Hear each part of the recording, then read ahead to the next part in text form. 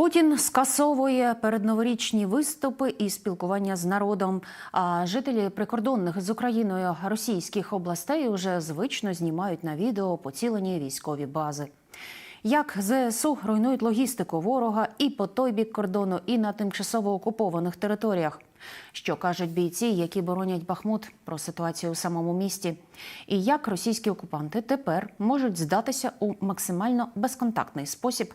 Дивіться хроніку події 293-го дня Великої війни з Росією у матеріалі Олексія Пасака. Карнавалу не буде і традиційної прес-конференції також. Чому вперше за 10 років Путін відмовив собі у вже звичній розвазі кілька годин поспіль відповідати на запитання буцімто простого російського люду? У британській розвідці наголосили, Кремль дуже занепокоєний зростанням антивоєнних настроїв. Тож, поки десь на Забайкаллі встановлюють льодові скульптури безіменних зет-окупантів, у Москві остерігаються будь-яких публічних дискусій щодо так званої спецоперації. Это надо строить? Ну давайте построим. Солдат поставим. На елку повешаем танки, игрушки, гранати. Танки краще не вішати, а підривати, як і іншу ворожу бронетехніку. У Клінцах, що у Брянській області Росії, бавовняний настрій завітав на військову базу. Місцева влада заявляє, російська ППО збила українську ракету, а її рештки впали десь у промзоні. Натомість жителі записують відео іншого змісту і розповідають про поцілені казарми, а ще показують вирви у землі, які геть не схожі на сліди від падіння уламків. Ну вот, последствия ночного прилета.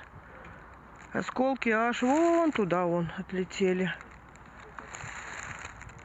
И это вот такая яма, воронка. Это вон перевернулся. Что за техника, не знаю, танк, не танк. Вот такая херня. А вон наша столовая недалеко. Вот казарма, которая пострадала.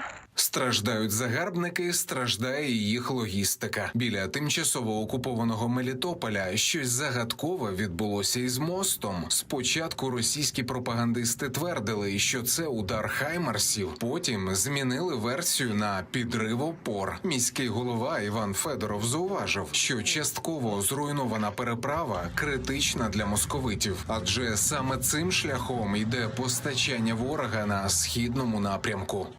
Вот он, пролет моста. Он прогнулся, видимо, били по опорам. И, скорее всего, в скором времени ударят еще раз. Можливо, і більше. І не лише по мосту. За минулу добу не дочекаються нового року. Ще 5000 окупантів. Також знищено ще 2 бойові броньовані машини, 2 артилерійські системи, 7 реактивних систем залпового вогню, 1 спецтехніки та 5 одиниць автомобільної техніки. Телеграм-канали охоче поширюють різні чутки про ситуацію на полі бою, але вірити слід лише перевіреним джерелам. Бійці, які боронять Бахмут, прокоментували заяви про оточення, відведення та інші пропагандистські тези щодо найгарячішого напрямку Донеччини. СМІ там поширюються чутки про те, що Бахмут здали, хтось кудись забіг, хтось когось захватив. Не дивіться там всяких псевдоекспертів. Не лазьте по телеграм-каналах, не збирайте всякі там плітки.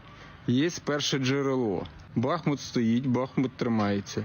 Всі на своїх позиціях. Там деякі політичні експерти розказують, що 93-я бригада вийшла, дивіться, це Бахмут, 93-я на місці. Заспокойтеся.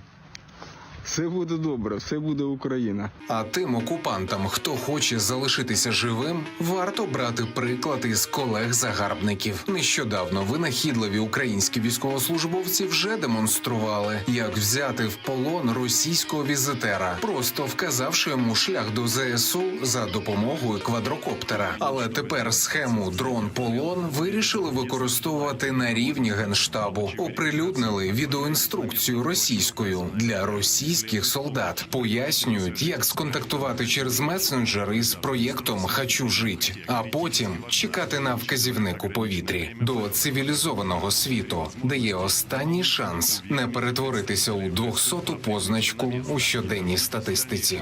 Когда контакт установлен, дрон совершит маневр, поднявшись и опустившись на несколько метров вниз и вверх. После этого коптер обозначит вектор движения.